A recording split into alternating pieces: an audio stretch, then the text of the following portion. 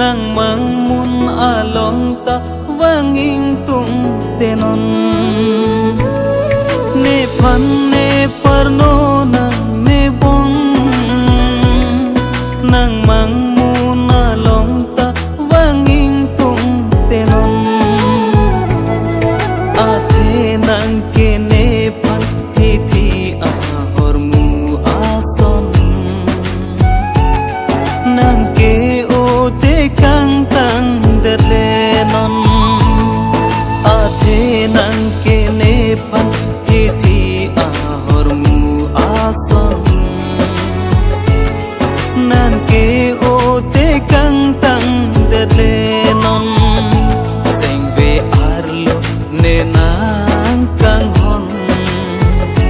ko pusirim ve chinang kang hon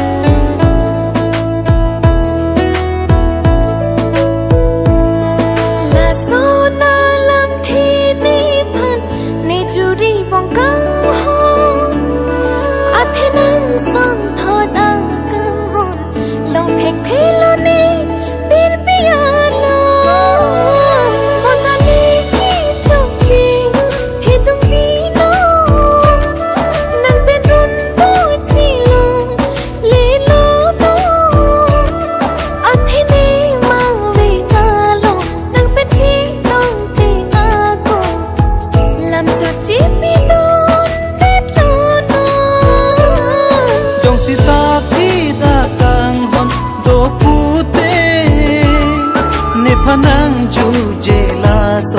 senga duk nang